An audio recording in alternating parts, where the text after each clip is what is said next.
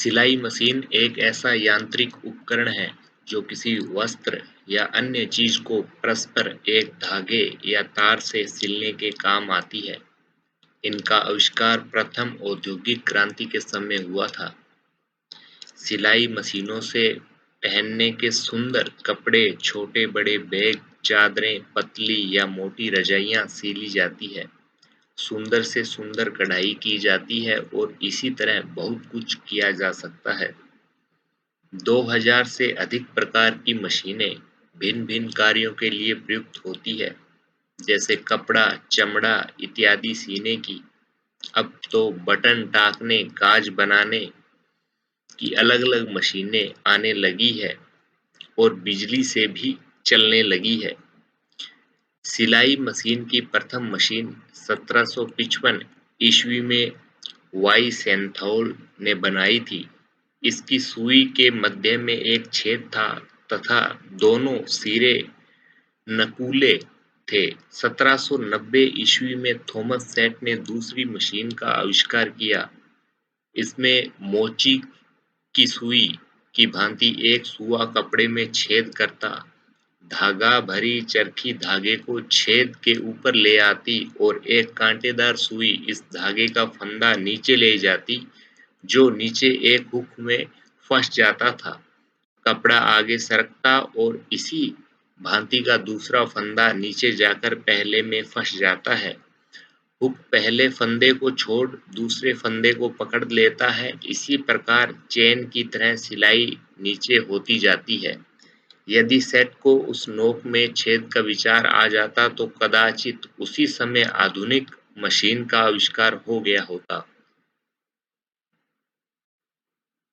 सिलाई मशीन का वास्तविक आविष्कार एक निर्धन दर्जी, सेंट एंटनी निवासी बार्थलेमी थिमानियर ने किया, जिसका पेटेंट सन 1830 ईस्वी में फ्रांस में हुआ। पहले यह मशीन लकड़ी से बनाई गई। कुछ दिन पश्चात ही कुछ लोगों ने इस संस्थान को तोड़-फोड़ डाला जहां यह मशीन बनती थी और आविष्कारक कठिनाई से जान बचाकर भागा। सन 1845 ईस्वी में उसने बढ़िया मशीन का दूसरा पेटेंट करा लिया और सन 1848 में इंग्लैंड और संयुक्त राज्य अमेरिका से भी पेटेंट ले लिया। अब मशीन लोहे की हो चुकी थी।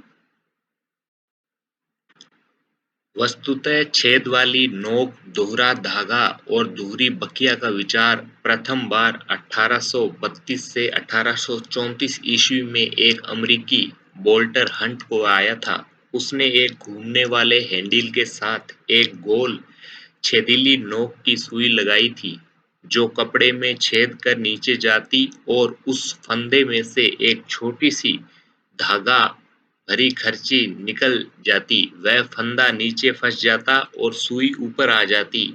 इस प्रकार दोहरे धागे की दोहरी बखिया का आविष्कार हुआ। जब हट को अपनी सफलता में पूरा विश्वास हो गया तो 1853 ईस्वी में पेटेंट के लिए उन्होंने आवेदन पत्र दिया, परंतु उनको पेटेंट नहीं मिला क्योंकि वह छेदीली नोक वाला पेटेंट इंग्लैंड में न्यूटन एंड आर्कीबोल्ड सन 1841 में दस्ताने सीने के लिए पहले ही करा लिया था। उसी समय एलायंस होव ने सन 1846 तक अपनी मशीन बनाकर पेटेंट करा लिया था।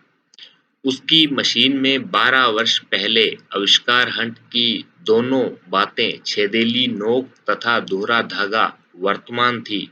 कुछ समय पश्चात विलियम थॉमस ने 250 पाउंड में उससे पेटेंट खरीद उसे अपने यहाँ नियुक्त कर लिया, पर वह अपने कार्य में सर्वथा असफल रहा और अंततः निर्धन अवस्था में अमेरिका लौट आया।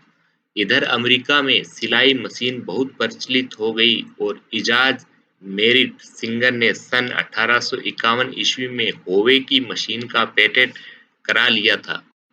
सन 1849 ईस्वी में एलन वी विल्सन ने स्वतंत्र रूप से दूसरा आविष्कार किया। उसने एक घूमने वाले एवं तथा घूमने वाले बाबिन का आविष्कार किया जो हीलर को विल्सन मशीन का मुख्य आधार है।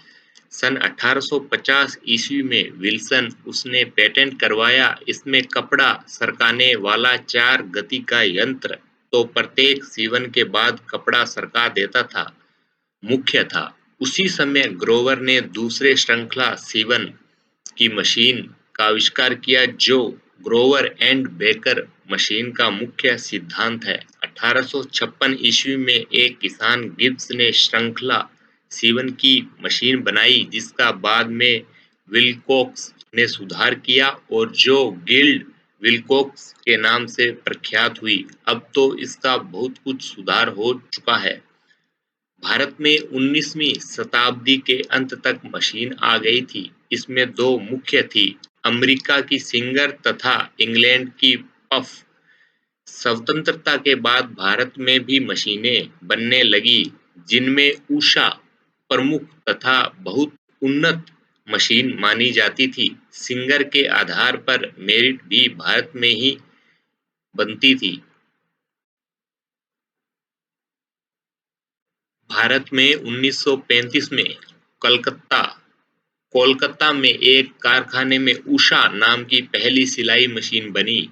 मशीन के सारे पुर्जे भारत में ही बनाए गए थे। अब तो भारत में तरह तरह की सिलाई मशीनें बनती है, उन्हें विदेशों में भी बेचा जाता है। इंसान की ज़रूरतें बढ़ती गई, इसके साथ सुंदर और सुडौल दिखने की चाह भी बढ़ती गई। सुंदर दिखने के लिए सुंदर आकर्षण पहनावे पर ध्यान दिया जाने लगा। इस तरह सिलाई मशीनों पर नए-नए काम करने की खोज होती रही, नए-नए डिजाइन बनने लगे। अब सिलाई मशीनें वह तमाम काम कर सकती है जो हम सोच भी नहीं सकते। सिलाई मशीनें हाथ, पैर या मोटर से चलती है।